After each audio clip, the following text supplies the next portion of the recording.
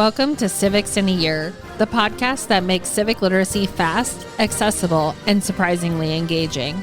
In just 10 minutes an episode, we'll tackle one of 250 essential questions about American democracy, how it works, why it matters, and what it means for you.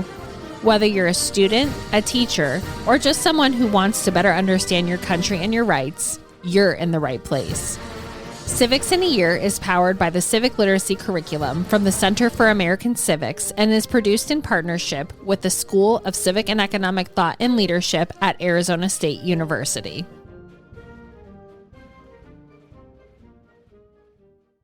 Welcome, everybody. Today we have Dr. Sean Beienberg back with us, and today we're talking about the Electoral College because the Electoral College for a lot of people can be very, very confusing, but we're going to tie it in with the Federalist Paper. So, Dr. Beienberg, when we look at the Electoral College and specifically Federalist 68, what is the argument here for the Electoral College? Sure. It's worth noting that what we think of as the Electoral College functionally has, I think, two distinctive features, one of which is the focus of Federalist 68, which we'll spend most of the time talking about.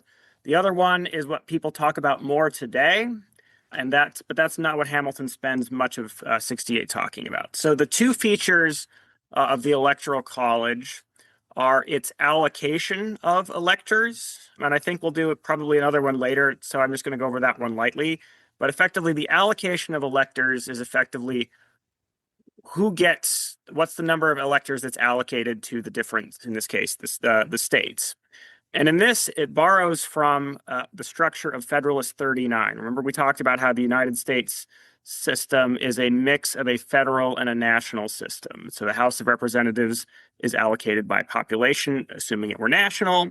The Senate is allocated by state, assuming it's federal. And the Electoral College numbers, it's 538 now because of the wrinkle adding D.C. in the 1960s, but historically it was 535. Or the equivalent thereof. And that's just the number of the House plus the Senate. So people get sort of frustrated about that number, but they're actually making a much more fundamental critique of the system than perhaps they think they are, because the allocation is designed to reflect the mixed federal quality of the United States federal republic. And so how the allocation is determined is just literally House plus the Senate, again, plus eventually adding the little DC, the DC piece. Okay. Hamilton doesn't talk too much about that, but he notes that one of the advantages of the Electoral College system as originally designed is to sort of break it up into multiple little elections, right? What he's afraid of is the idea that effectively all of the people would gather together to make the one big vote for the president, and then that would be like attacked by a mob or pressured, right? So he says that by basically disaggregating this into and through the states, this solves that particular problem of significantly aggressive pressure.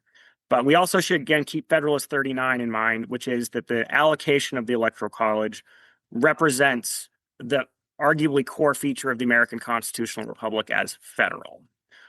So that's the one that we talk about more today, and I think we'll talk about sort of more of the allocation debates maybe in another one. So I want to turn to Hamilton's major argument in Federalist 68, which is pretty straightforward, and I think actually pretty short, which is that remember, the president is supposed to wield executive power, not just all power, not just presidential, what we think of as presidential power today, not lawmaking power. But fundamentally is supposed to be sort of a cool-headed administrator as well as the preeminent representative of the United States in foreign policy. And so this is supposed to be somebody not necessarily that has a compelling political platform, a compelling set of policies, but somebody who is thought of as a thoughtful, prudent statesman would be the term that they would have used, right? A leader, effectively, whose character is ultimately what's the most important, and basically steady hand in efficiently and fairly administering the law. And the argument is you want a system that will produce, in effect, such a boring, straightforward figure that is going to basically efficiently execute the law and represent the country well on the stage. And so Hamilton suggests, and you can see there's actually a part in the beginning of the Federalist 68 where he's almost gloating about this. He says, even those idiot critics of our Constitution by which we would mean like the anti-federalists. He says, even they're not even complaining about this, but let's just take a victory lap anyway to say how great this system is. He actually cites Federal Farmer, one of the anti-federalist critics by name, in the footnote, but he says, effectively, what have we done is we've built a system that creates a filtering mechanism by which prudent people will end up as the president. And so he says, nobody's actually doing a direct election. You're not just necessarily originally pulling a lever that everybody comes together and says, here's who we want for president. The idea is that the states, by whatever measure they see fit, will choose a set of electors.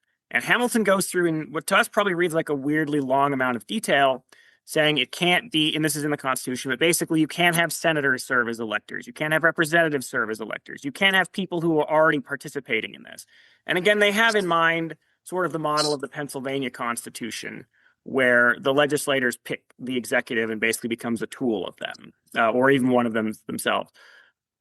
And so he says, effectively, you're going to have this separate body that only exists temporarily. It's not going to have a permanent set of interests. It's not going to have a permanent set of incentives.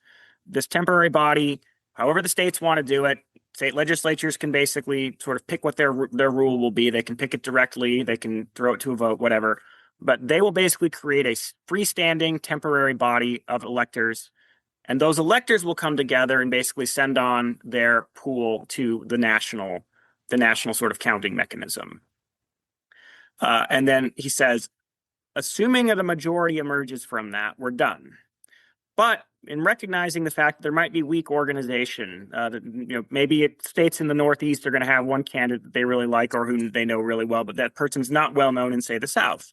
If there's no majority, then the House of Representatives will choose from among the top set of vote getters. Basically, the idea is that at that point, the Electoral College serves as a filtering mechanism. All right, here's the baseline of people that we think are reasonable and competent, and the House of Representatives can choose from among them if no majority is secured. I mentioned that this is a feature that sort of feels alien to us today because very, very quickly, the logic of the Electoral College as originally conceived by Hamilton falls away.